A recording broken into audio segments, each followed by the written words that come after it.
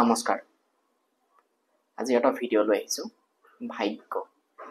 আমি আমাৰ জীৱনত হোৱা প্ৰতিটো বস্তু যদি ভাল হৈছে তেতিয়াও ভাগ্যৰ কথা কওঁ, যদি বেয়া হৈছে তেতিয়াও আমি ভাগ্যৰ ওপৰতে আমি সেই বস্তুটো হৈছে বুলি ভাবি লওঁ। এই ভাগ্য আমাৰ জীৱনটোত কোনে লিখে আপুনি মই গম পোৱা মতে এই ভাগ্য আমাৰ বিধাতাই লিখে বুলি বা ভগৱানে লিখে বুলি আমি গম পাওঁ। কিন্তু এটা কথা গম পায়নে, সেই ভগৱানে বা বিধাতাই যদি ভাগ্য লিখে তেতিয়া সকলোকেতো সমানে লিখিব লাগিছিলে। এজনৰ ভাল এজনৰ বেয়া তেনেকুৱা কিয় কৰে? কাৰণ ভগৱানৰতো কাৰো লগত সম্পৰ্ক ভাল নহয়, ভগৱান কাৰো সম্বন্ধীয় নহয়, গতিকে ভাগ্য সকলোৰে সমানে লিখিব লাগিছিলে, কিন্তু তেনেকুৱা নহয়। এই ভাগ্য বস্তুটো আমাৰ এটা ছিষ্টেম আছে। ভগৱানে ভাগ্য নিলিখে, ভগৱানে এনেকুৱা এটা ছিষ্টেম কৰি থৈ গৈছে যোনটো ছিষ্টেমত আমি নিজে চলি থাকোঁ। আৰু আমাৰ ঠিক তেনেকৈ আমাৰ জীৱনত আমি কৰা কামবিলাকে আমালৈ অহা ৰিটাৰ্ণ হৈ আহিবলৈ আৰম্ভ কৰে। আমি কৰা প্ৰত্যেকটো কামেই তাৰ ফল হিচাপে আমালৈ আহে। এই ছিষ্টেমটো যদি আপুনি বুজি পায় তেতিয়া আপুনি জীৱনত আপোনাৰ ভাগ্যক সলনি কৰিব পাৰে। ধৰি লওক আমাৰ সমাজত আমি দেখোঁ কিছুমান ব্যক্তি এনেকুৱা থাকে যোনে আনক হিংসা কৰে, আনক ঠগে, আনক অন্যায় কৰে। ঠিক সেই ব্যক্তিবিলাকৰ ইমানেই উন্নতি হয়, ইমানেই ধন সম্পত্তি থাকে, ইমানেই ঘৰ দুৱাৰ ভাল, গাড়ী ঘোঁৰা, তেওঁলোকৰ নদন বদন।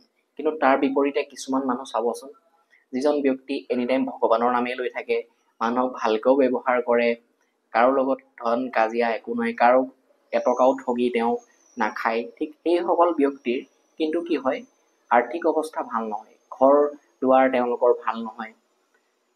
তেতিয়া আমি ভাবোঁ যে ভগৱান পৃথিৱীত নাই। কাৰণ ভগৱান থকা হ'লে এই দ্বিতীয় ব্যক্তিজনৰ সেই ধন সম্পত্তি গাড়ী ঘোঁৰা হ'ব লাগিছিলে, কিন্তু তাৰ ওলোটাটোহে আমি দেখিবলৈ পাওঁ। কিন্তু সেই বস্তুটো নহয়। সেইটো কি হয় প্ৰকৃততে, সেই প্ৰথম ব্যক্তিজনে যোনজনে বেয়া কৰ্ম কৰি আছে সেই ব্যক্তিজনে সেই বৰ্তমানহে বেয়া কৰ্ম কৰি আছে, কিন্তু তেওঁৰ আগতে কৰা কৰ্ম, সঞ্চিত কৰ্মত ভাল কৰ্ম জমা হৈ আছে। আৰু তাৰ ফলস্বৰূপে তেওঁ এতিয়া ধন গাড়ী ঘোঁৰা সা সম্পত্তি নদন বদন হৈছে।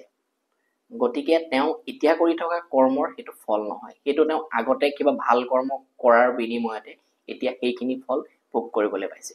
আৰু সেই দ্বিতীয় ব্যক্তিজনে যিজনে এতিয়া ভাল কৰ্ম কৰি আছে, মানে এতিয়া ভাল ক্ৰিয়ামান কৰ্ম কৰি আছে, সেই ব্যক্তিজনে আগতে কিবা বেয়া কাম কৰিছিলে, সেই বেয়া কামৰ সঞ্চিত কৰ্মত জমা হৈ থকাৰ বাবে তেওঁৰ ভাগ্যৰ ফল হিচাপে এতিয়া তেওঁ ভাল কৰ্ম কৰি আছে যদিও তেওঁ কিন্তু তাৰ ফল বেয়া ভুগি আছে।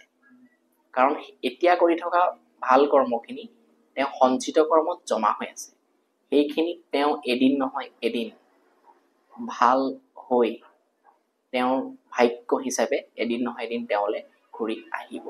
আৰু তেতিয়া আমি কি হয়, সেই মানুহ দুজনক আপুনি এদিন দেখিব, এই প্ৰথম ব্যক্তিজন যোনে বেয়া কৰ্ম কৰি ভালকে ফল ভোগ কৰি আছিলে, তেওঁৰ পিছত এনেকুৱা অৱস্থা হয় তেওঁৰ কিবা গা বেয়া হৈছে, তেওঁৰ ঘৰত কিবা অশান্তি, তেওঁৰ ধন সম্পত্তি ক'ৰবাত গুচি গৈছে।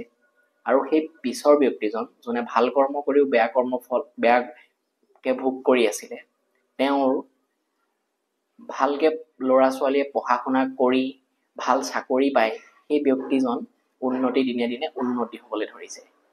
আৰু সেইটোৱে হৈছে আমাৰ কৰ্মৰ ছিষ্টেমটো, আমাৰ ভাগ্যৰ ছিষ্টেমটো।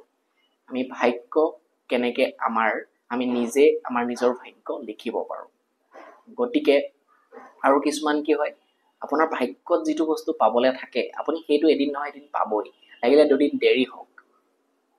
আপুনি যোনটো সময়লৈকে আপোনাৰ ভাল কৰ্মৰ ফলটো আপুনি ভুগিবলৈ থাকে সেইদিনালৈকে ভুগিব পাৰিব, আৰু বেয়া কৰ্মৰ ফলটো যোনদিনালৈকে ভুগিবলৈ থাকে আপুনি সেইদিনালৈকে ভুগিব লাগিবই। তাত আপুনি কোনো জোৰ কৰি লাভ নাই, আপোনাৰ মতে তাত একোৱেই নহয়। চাবচোন কিছুমান বেমাৰ ইমানেই হয় মানুহৰ, তেখেতৰ গোটেই পৃথিৱী ঘূৰাই অনাৰ পিছতো তেখেতৰ ভাল নহয়, কিন্তু এদিন সেই ওচৰত থকা ডক্তৰজনৰ ওচৰলৈ নিয়াৰ পিছতেই তেখেতৰ বেমাৰটো ভাল হৈ যায়।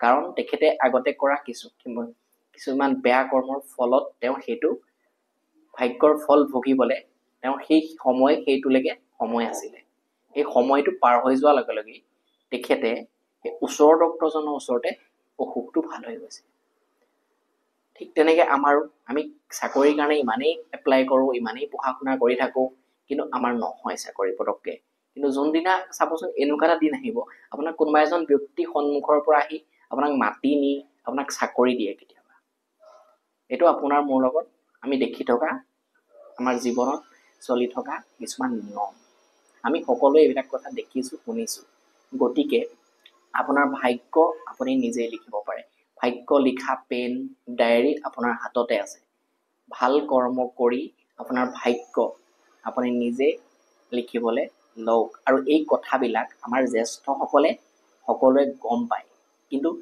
যেতিয়া তেখেতে সকলে এইবিলাক কথা গম পোৱা হয়গে তেতিয়ালৈকে তেওঁলোকে বহুত বেয়া কৰ্ম কৰি দিয়ে গতিকে আপুনি যদি এতিয়াই এই ভিডিঅ'টো চাবলৈ পাইছে তাৰ বাবে আপুনি ভগৱানক এবাৰ ধন্যবাদ দিয়ক কাৰণ আপুনি এই নিয়মবিলাকৰ বিষয়ে যদি এতিয়াই গম পায় আপুনি ভাবকচোন আপুনি জীৱনটোত কিমান আগবাঢ়িব পাৰিব